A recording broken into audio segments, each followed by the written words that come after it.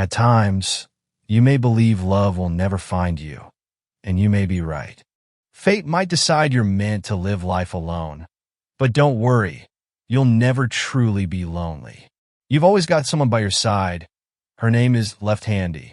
However, there is somebody who decided to fight fate, and that person can be found in this manga named Six Immortal Girls and a Man Destined to Die. His childhood friend just got her first boyfriend. She's a little weird, but her face isn't too bad. It was weird she did not get a boyfriend until now. Yet seeing her face when letting the protagonist know about it made him more pissed off than he would expect. Therefore, right now he is walking up some stairs and declares he is going to get a girlfriend right now. Poor boy. If things were that easy, I'd have both hands on the keyboard, instead of using my left to write scripts, while the right one is wrestling with the chihuahua. However, Meguru knows that due to his SSS-ranked introverted personality, it would be impossible for him to find somebody. That is why, right now, he just arrived at a shrine looking for help from gods. This shrine is said to house an incredibly powerful matchmaking god. Their name has appeared in countless stories since the Nara period. And despite having lost most information about it, this magazine, called Inyub, allowed Meguru to find out about such things. In this digital age, the internet is as accessible as a clickbait ad, tempting you with false promises. But the real winners? Prince, they're like that guilty pleasure magazine hidden under your bed. In front of him, a lowly with hair longer than her body showed up, questioning if Meguru came here to make a wish. This got him by surprise. He was not expecting someone looking like her to show up like this and wonders if she is a god. Apparently, she is the matchmaking deity ensconced in this temple. Since there is no reason for a Lolita to be wandering around without some material to cover her silky skin, it must mean she is indeed a god or a really dangerous perv.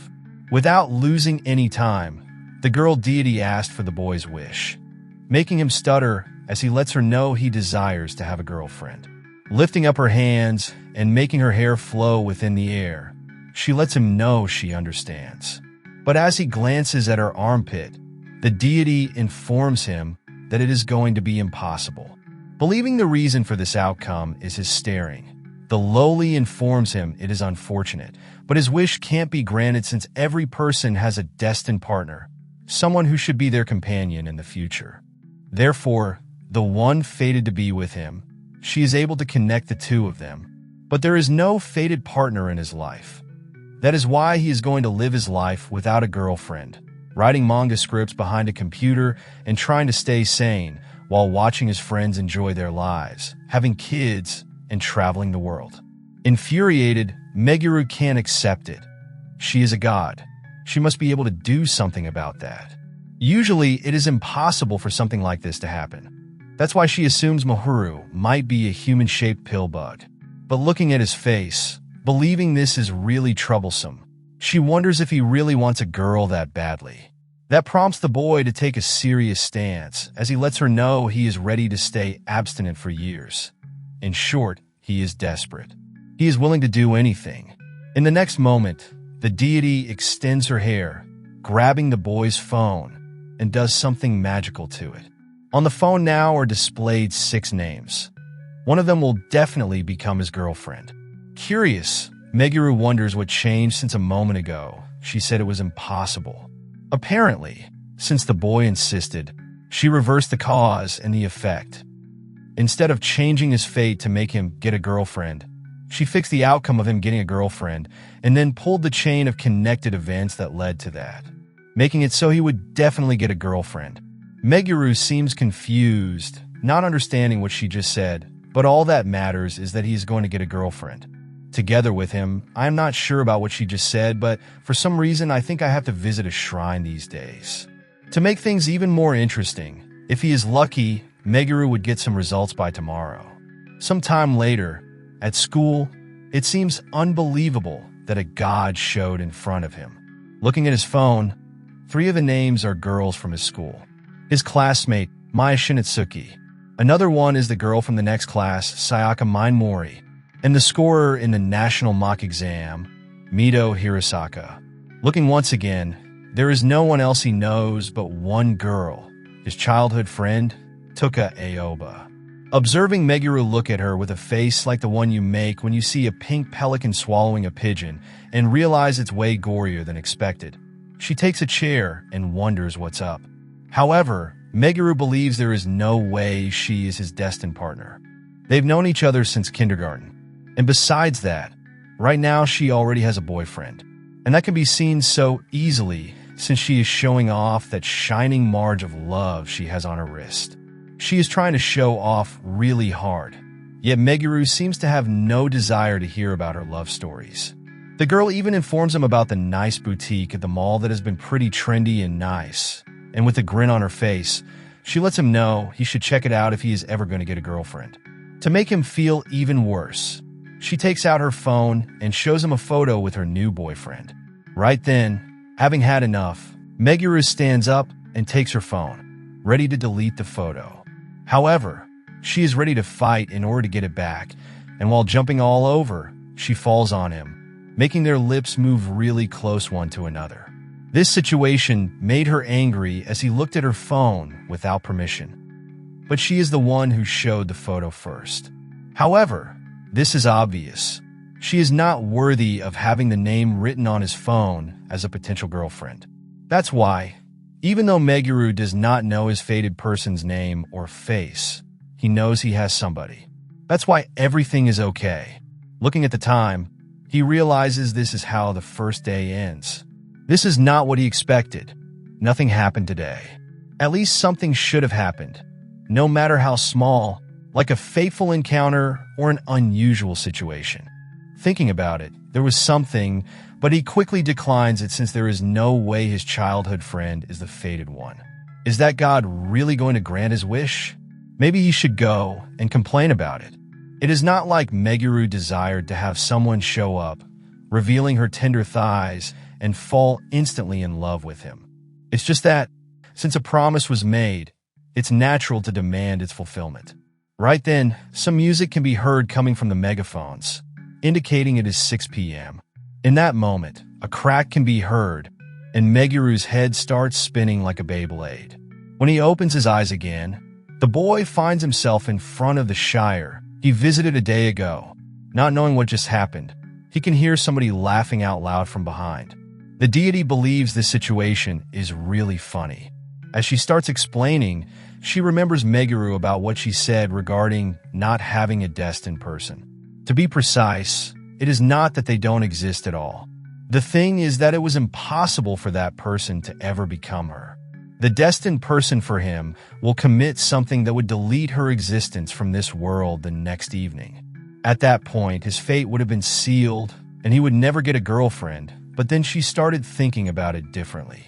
Instead of, you can have a girlfriend, she thought, you without a girlfriend cannot exist. In other words, the moment the destined person dies, he's going to die as well.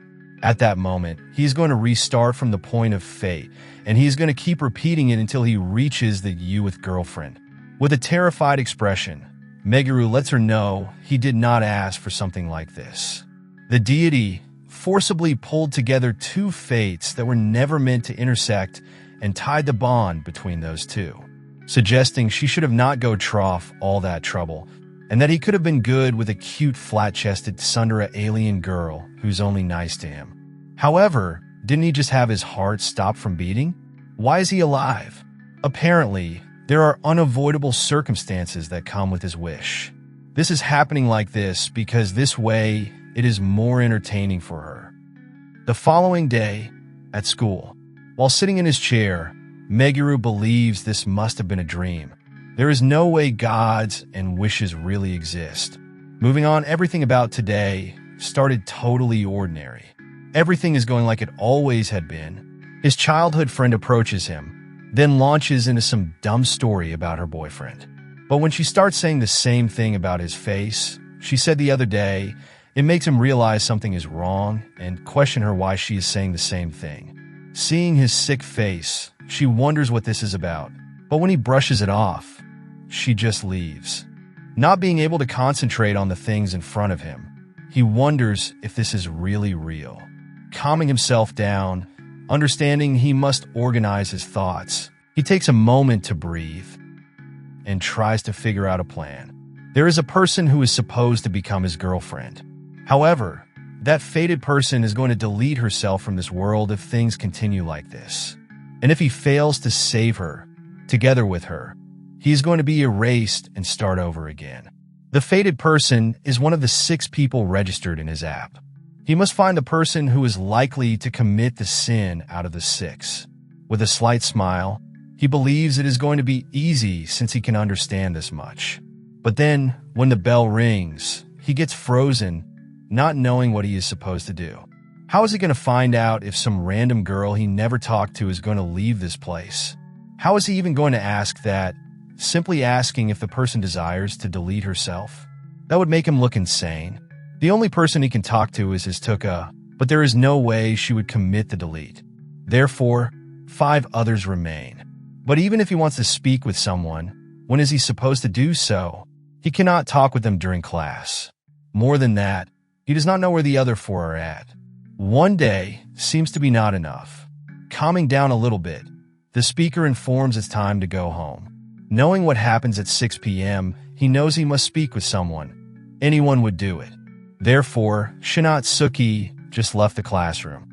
Going out and calling her name, very flustered, he wonders if she would consider going out with him.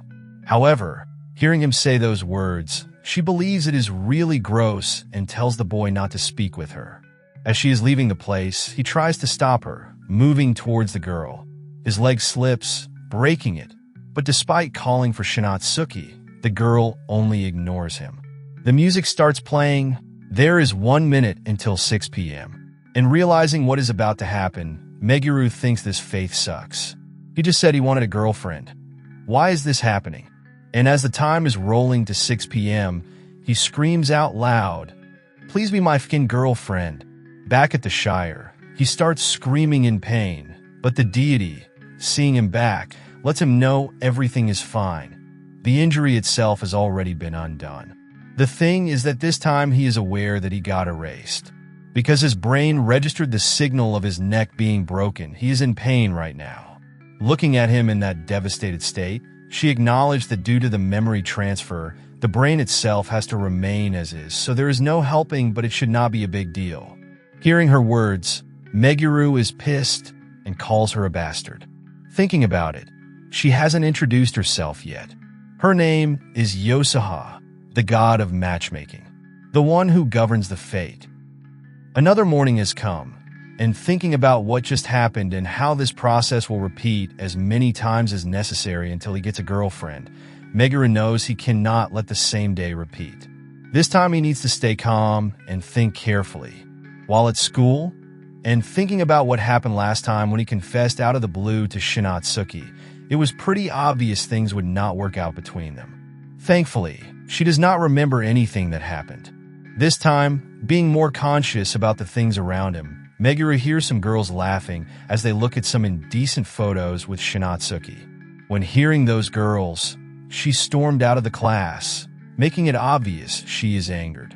After witnessing that incident, Meguru went to his childhood friend, questioning her about the girl. Making it clear he is not thinking about something dirty, Tuko lets him know about the rumors going around about how Shinatsuki's private account got found.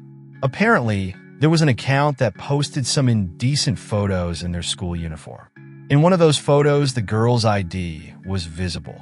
While the two of them were speaking about what was going on, Shinatsuki was around the corner eavesdropping.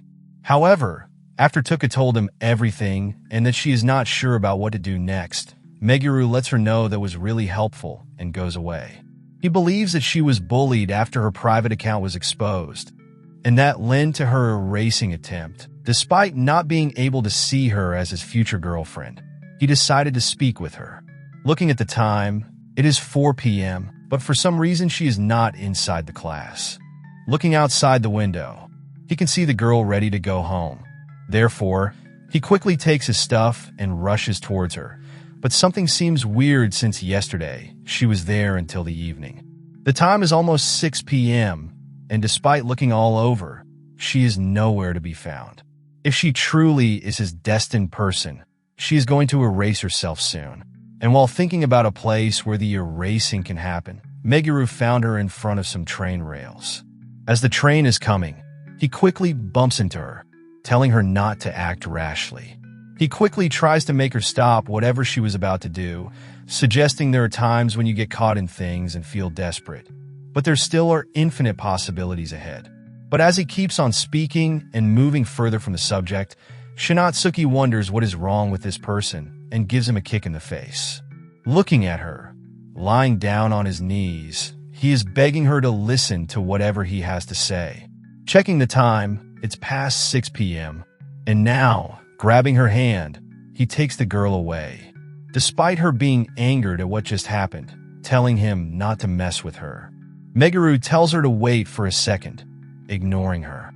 He was erased at 6 p.m. both times, but now he is still here. That means if his actions have changed, then he must have saved his faithful person. Looking at her, he suggests she is indeed his soulmate. Shinatsuki worriedly wonders if she should call the police.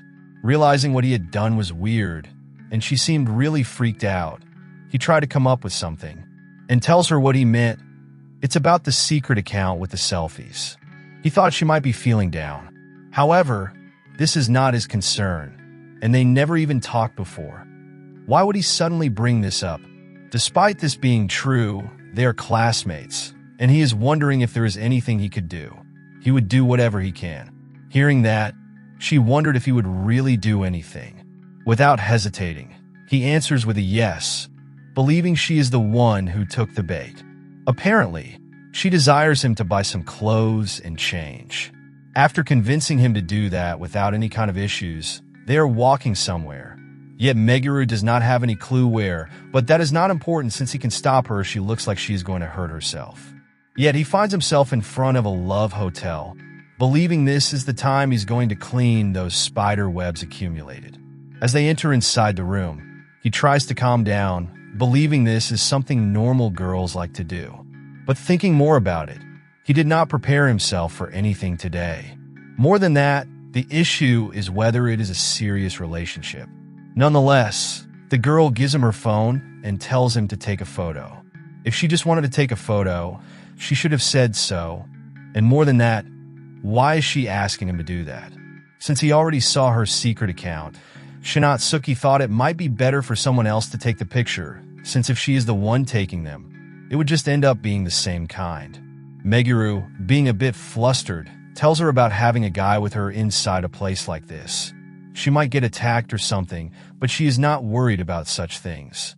She brought here a guy with no nuts and has the left forearm 3 times bigger than the right one.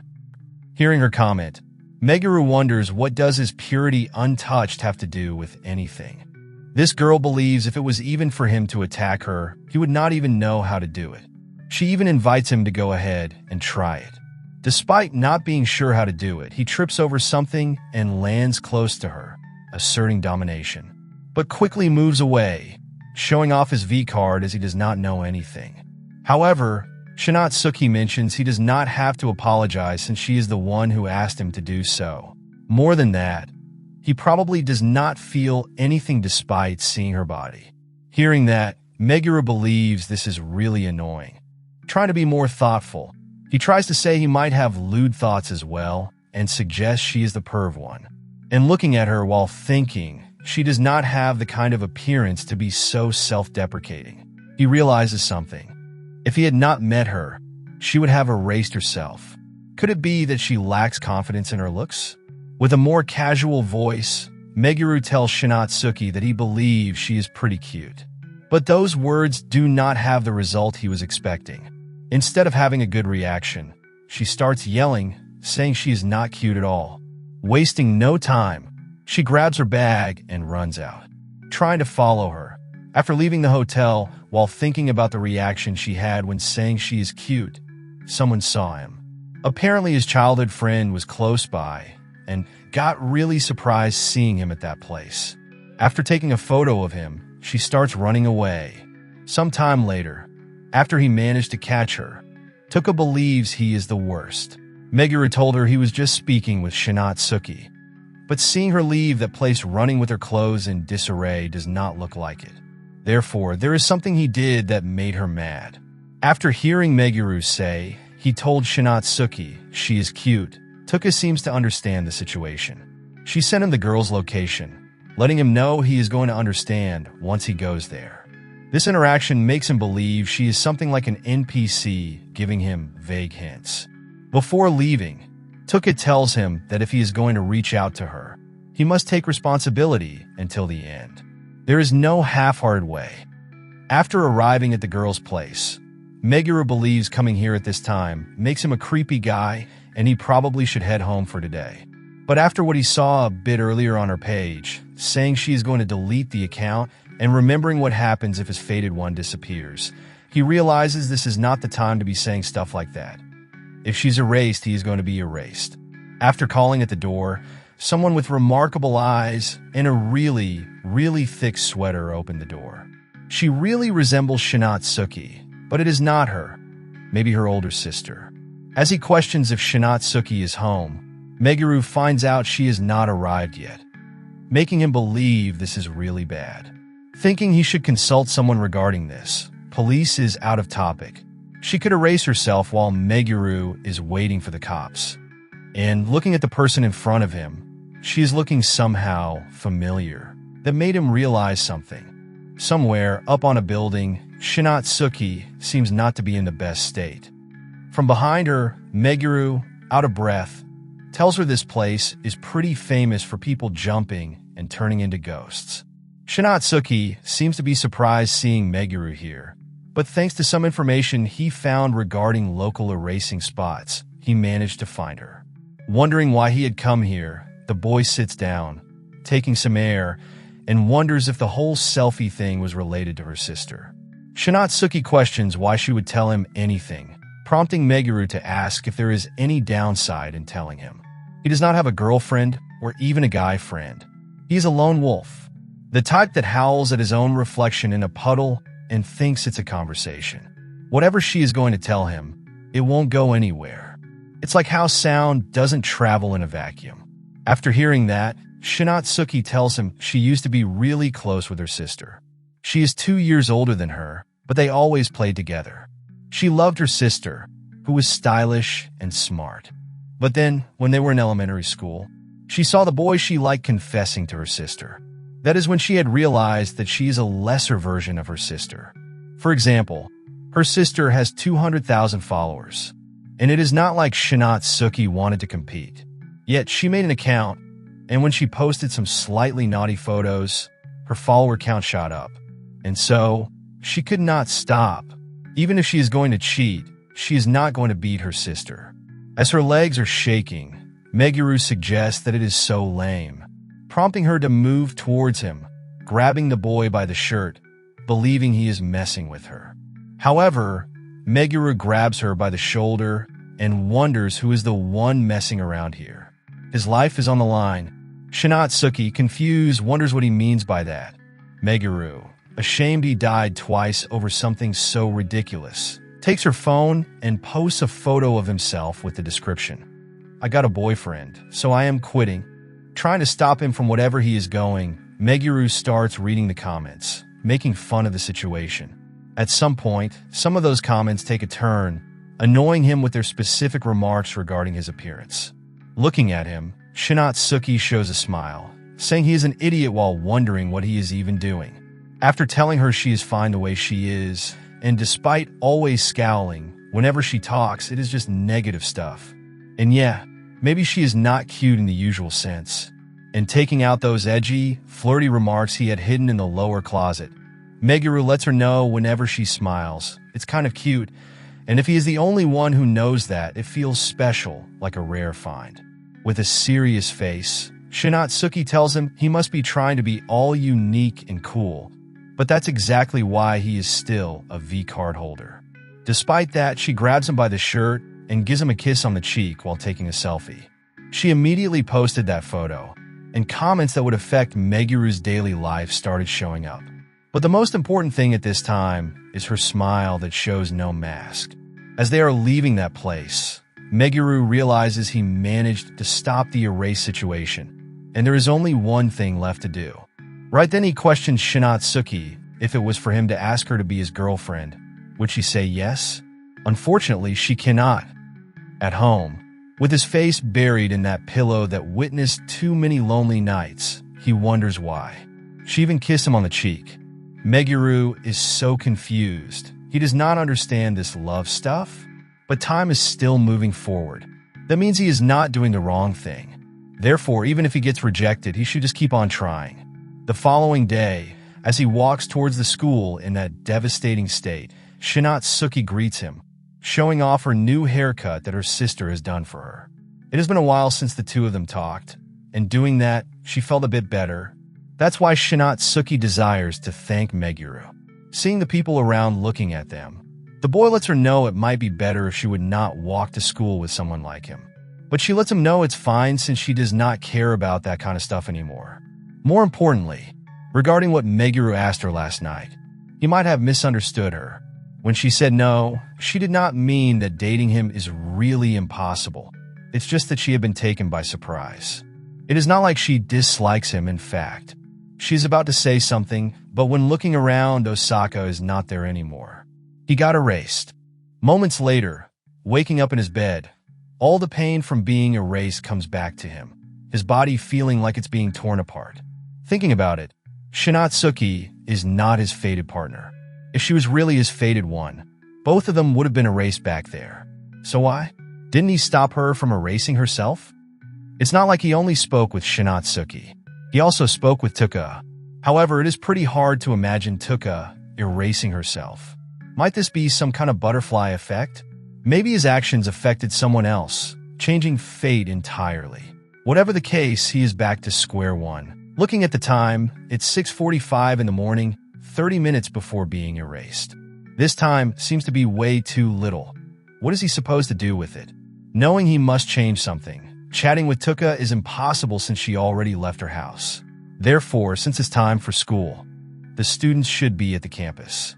That's why he starts running, and on his way there, when meeting with Shinatsuki, he lets her know he is in a hurry, but does not miss the chance to tell her that hairstyle suits her, and it's really cute. Not knowing who might be his destined person, but having the knowledge that the person is somewhere near the school, Meguru shouts out loud for somebody to become his girlfriend. Hearing this, everybody seems to feel rather awkward, but despite feeling like that was the worst thing possible, there is some light at the end of his tunnel. Someone, hearing his desire to find a girlfriend, approached him and wondered if it would be possible for Meguru to become her boyfriend.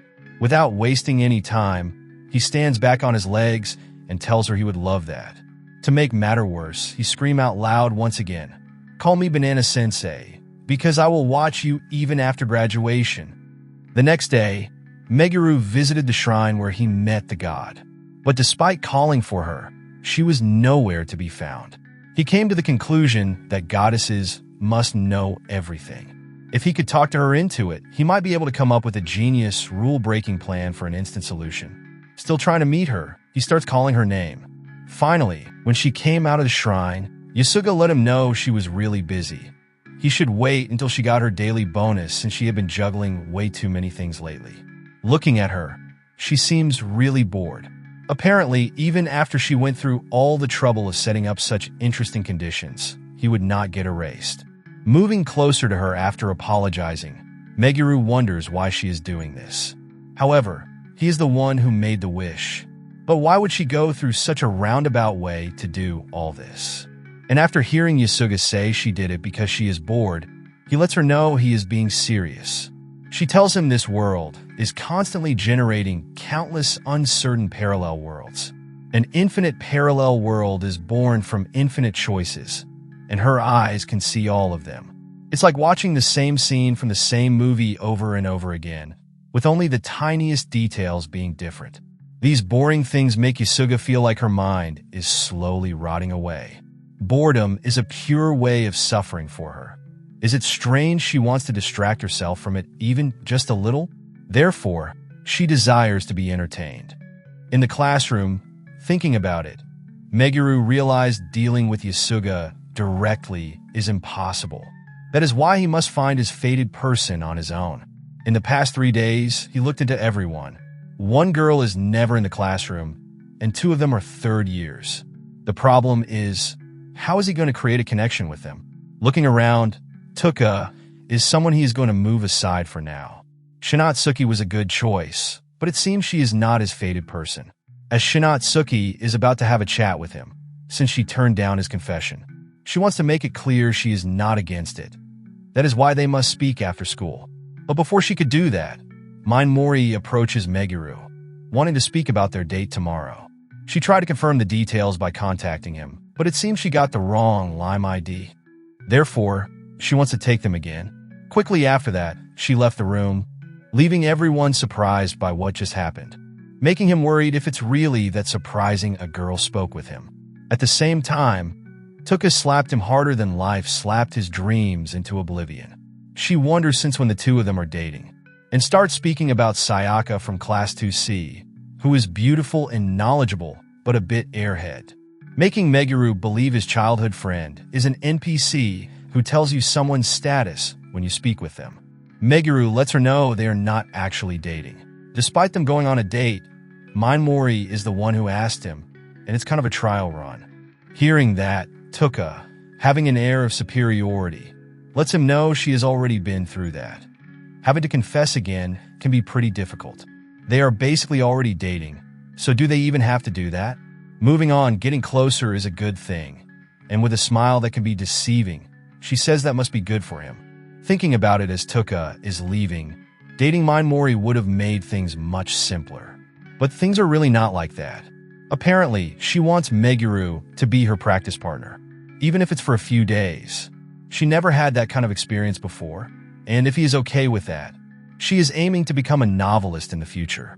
When she had one of her manuscripts reviewed by a relative who works in publishing, they told her she is missing the romantic side. That must be her lack of romantic experience. And despite that being true, just as she was thinking that, she heard Meguru saying he wants a girlfriend.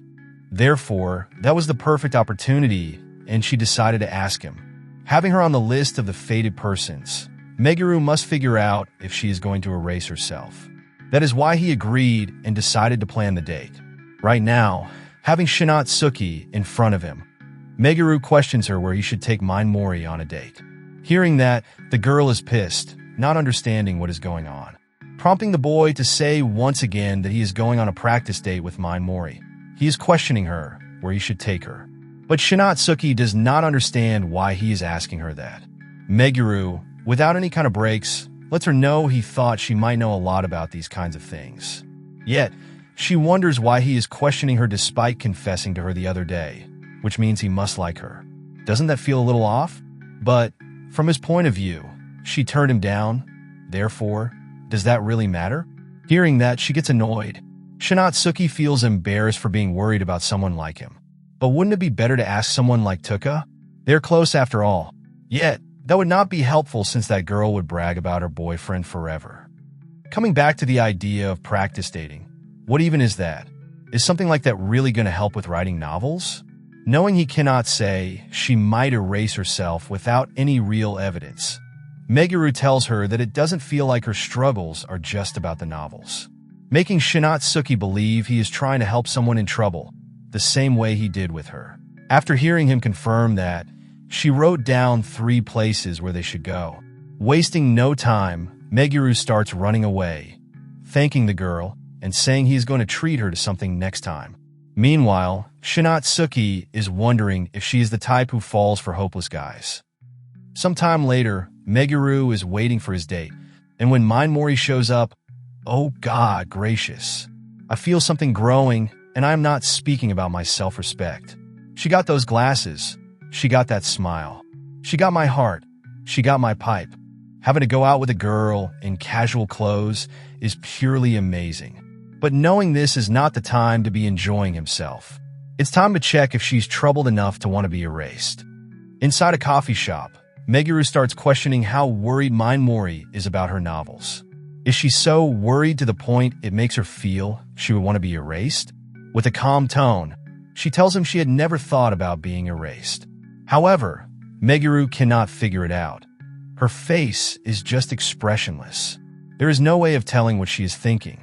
That is why he's going to observe her reactions through the rest of the date. And one after another, he starts questioning her about how she feels about everything. But in the end, he could not figure out anything. Her facial muscles haven't moved an inch, making it seem she is a cyborg controlling the earth from the shadows or something. Seeing how worn out Meguru is, Mori knows it's her fault and apologizes. Ready to leave, the boy wonders if this date helped at all, but even she is not sure about it. However, Mori knows he had put a lot of thought into this. That's why she is thanking him. Later, while lying in his bed and analyzing things, it does not seem like Mori is going to erase herself. She was smiling normally at the end. Would someone really erase themselves over how their novel turns out? The answer he was looking for is right around the corner, since Mori, who rushed inside her room, lost no time when she saw the belt on the ground.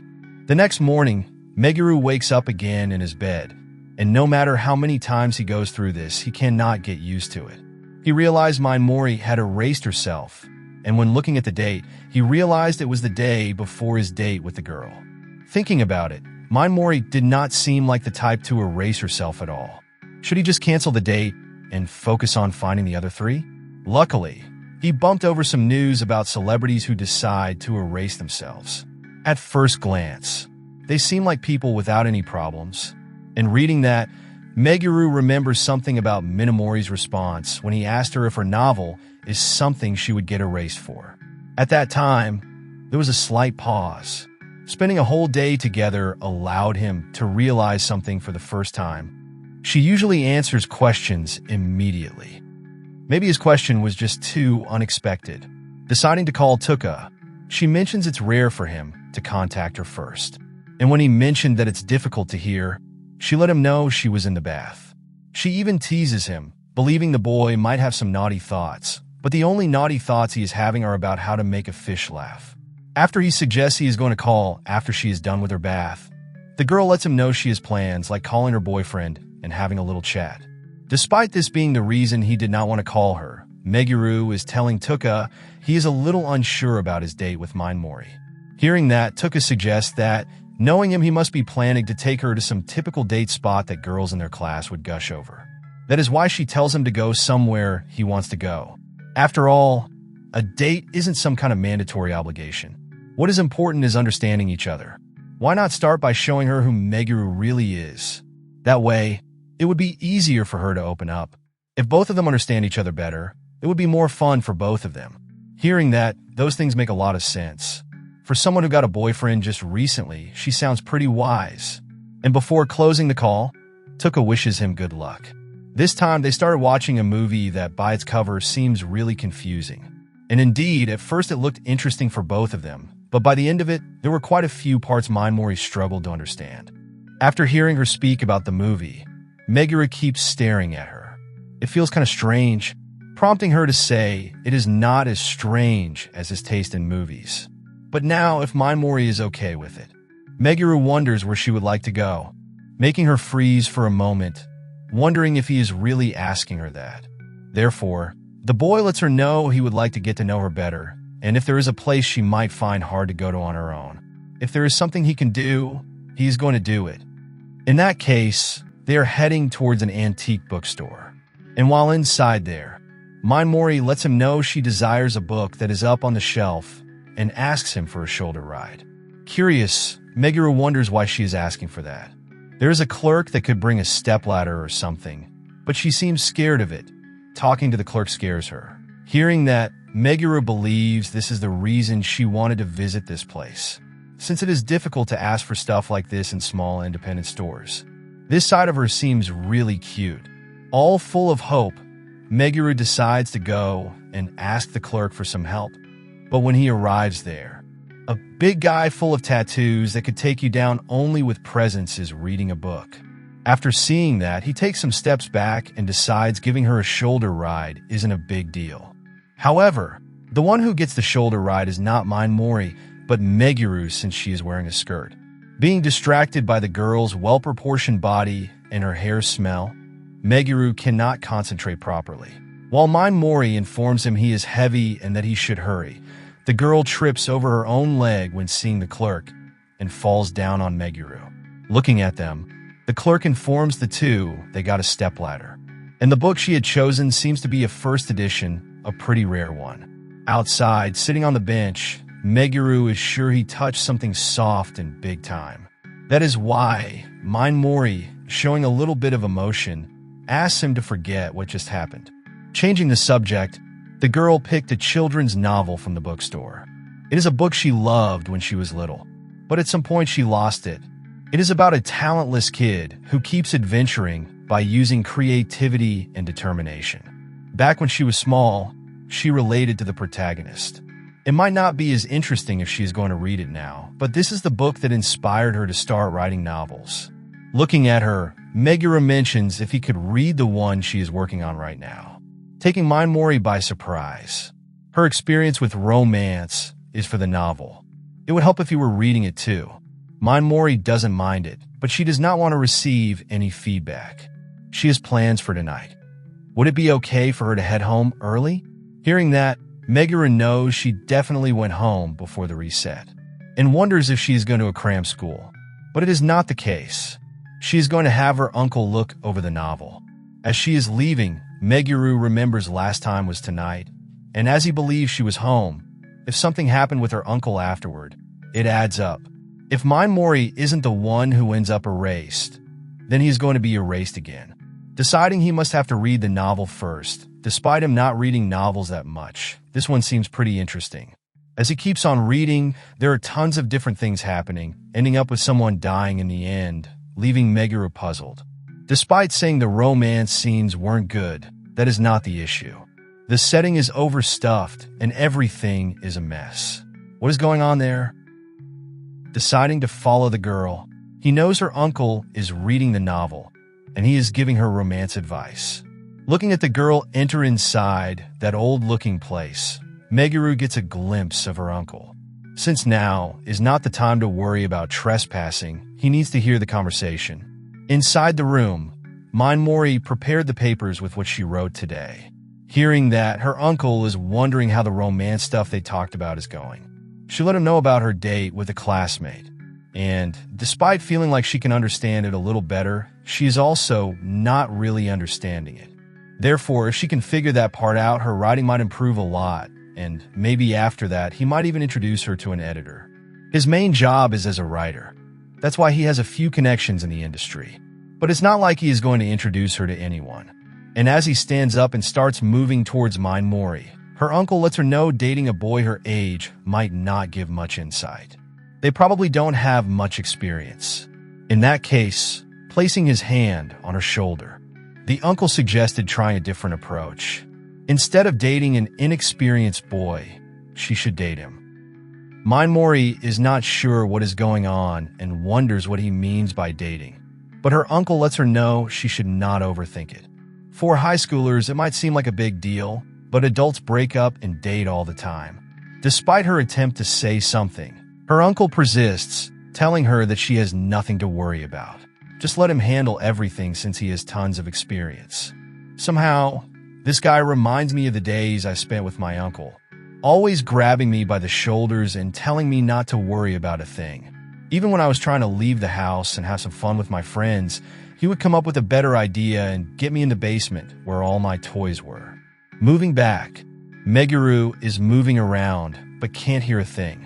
And as he believes he must go inside, the police from behind are checking the door.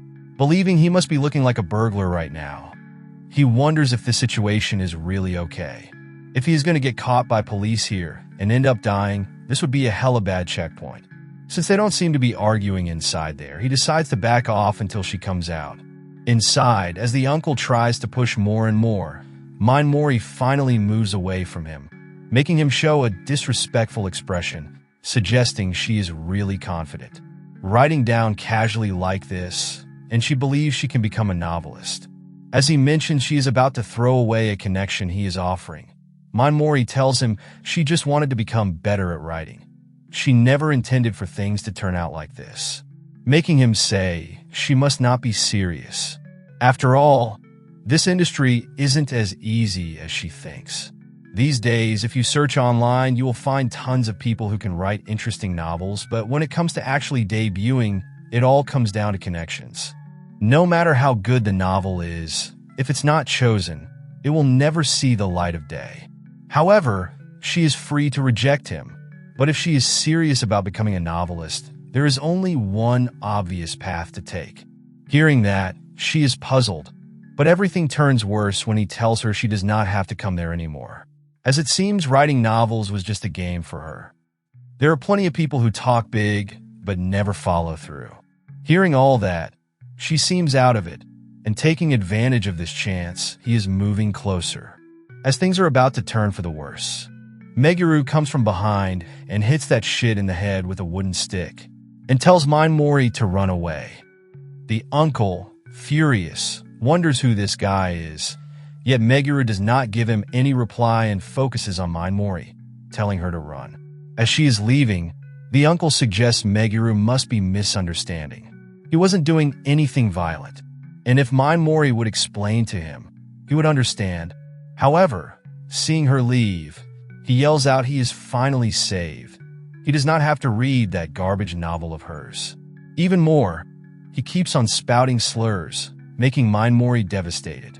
Now, since there are just the two of them, the uncle suggests he might be the guy Mori went on a date with and wonders if he realizes what he has just done. Even since he is a minor, that won't save him. However, this is something Meguru does not care about right now. If he is going to call the cops, the boy will tell them everything he has done, and besides that, looking at the uncle with a disgraceful expression, he lets him know he already died 4 times. Something like this is not even close to scaring him. As he runs away from that place, that adrenaline wears off, and he starts feeling scared. Even if he is going to find his destined person, it's all pointless if he ends up being a criminal. Was punching that uncle really necessary? Meguru believes it was not, but let me tell you, heck yeah, it was worth it.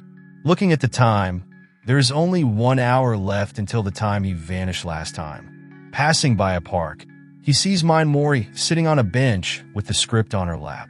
Despite her not answering his question, Meguru takes a seat near her and lets her know that old guy won't come near since he gave him a real talk. More than that, if she is going to report it to the police, he will definitely get arrested or something. As she finally says something, her words are carrying a lot of weight. She tells him that is not the point. None of that matters right now. She questions Meguru. What does he think about her novel? Prompting him to say it was not super boring. After all, he did not get the ending, but he cannot just casually praise it either. What is he even supposed to say? Apparently Mori had a friend read her novels when she was in middle school, and back then she said she is not cut out for this. Mori themes are kind of hard to grasp, and it's just too plain. These words were for her sake. And since she has no talent, she should give up on becoming a professional, since that friend of hers had read way more books than her. Mori believed she must be right, but she did not want to believe she wasn't cut out for writing novels. That is why she kept writing without showing anyone. And then, after she entered high school, her uncle found out she was writing novels. Even though her self-esteem was down, he praised her writing, suggesting it was solid. And from there on, they started to create a connection. It was the first time anyone had ever praised her writing, and that made her so happy. But no matter how much she tried, everything was making less and less sense. But now she finally understands what she should do. She should have never written anything in the first place. If she had, Mori wouldn't have to feel this miserable. Looking at her crying, there is nothing that comes to his mind that he could say, and he decides to go and buy something to drink. Having 30 minutes left until the time of erasure, he is thinking if all he wants is to stop Mori from getting erased, staying with her should be enough. But together with that, there is a possibility that Mori isn't the one who's going to be erased. As he came back, the girl was lying down, making him worry, believing something must have happened, but she was just sleeping. Therefore, even if she is not the destined person, he cannot leave Mori like this. He must try something, even if it's a long shot. And after making a call, Mori woke up and suggested she was going home. But Meguru has other plans and lends her the phone. Looking at her confused state, the boy tries to rush a little since there might not be any time left. After taking the phone, the person on the other side introduces herself as Cheetah from Kuden Publishing. After she was asked by a mutual friend to review her manuscripts, she came to a conclusion. Apparently, Meguru called Shinatsuki, whose sister is a model for magazines, to pull some strings, and without any issues, she managed to solve the issue. However, the real challenge starts now. The person on the other side lets Mori know her scripts haven't reached the level of what she would consider work yet. Mori must be aware of that, but the story is completely all over the place. It looks like she might have overthought it, maybe by researching too much online or something. Therefore, if the people keep on reading, it means they've found the introduction somewhat engaging. With that being said, Mori should focus on resolving the story in a way that meets their expectations. Hearing that, Meguru believes that was a harsher critique than expected. Would she take that okay? Right before ending the call, that person tells the girl to rewrite the last 10 pages and submit it to the Maigetsu Newcomer Award. Hearing that, Mori is surprised that the script is not a proper work yet, but gains hope when hearing if she makes some changes to the second half, it could be good. Despite not knowing if she has talent, that person lets her know there should be no problem if she has talent or not. There are many people more talented who can write better, but that shouldn't stop her. Hearing that, Mori believes doing that might be a waste of time. However, that person manages to correct her thinking by saying some encouraging stuff. And in the end, letting her know there are stories that only someone without talent can write, and there are readers out there who are looking for those stories. The only question left is, do you want to write it? Wasting no time, Mori tells that person she is going to write it. She wants to write it. After the phone call finished, the girl wondered if Meguru forgot his common sense in his mother's tomb. The boy lets her know he thought he must cheer her up somehow, making her say she calmed down quite a bit. In the end, she was just scared of being told that she had no talent. Whether it was her friend or her uncle, by asking them, she could tell herself that the real judgment hadn't been made yet, that it wasn't decided, that she still didn't know for sure. That was just an excuse she made, but she believes Meguru is trying to say she should not worry about that in the first place. Even though he does not know for sure, the boy just agrees, letting her realize even he had not thought that far ahead. Therefore, Meguru tells us he just thought it would be a waste. The whole reason she asked him for a date was because of her uncle's advice. Normally people would not go that far just because they wanted to write a novel, but she did. That's why it would be a waste to just give up now. The way Mori works so hard to write novels is really cool. After hearing her appreciation, the boy is surprised the time is past the time he got erased yesterday. And now, believing the person he is destined to be with is Mori, he asks her if she would go out with him, but she quickly declines, suggesting she cannot imagine that working.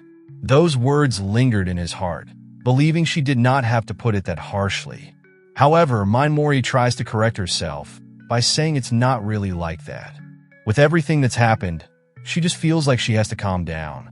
And when wondering for how long she has to do that, hearing her say about a year makes his eyes full of something made out of water, electrolytes, proteins, lipids, and cells called tears. 1 year, it's 100 times longer than expected, prompting him to believe this is one of those let's just be friends situations. Understanding the situation, he apologizes for asking at such a weird time. But she moves closer to him and tells the boy it is not that she dislikes him. She is really grateful for everything and lands him a kiss on the cheek.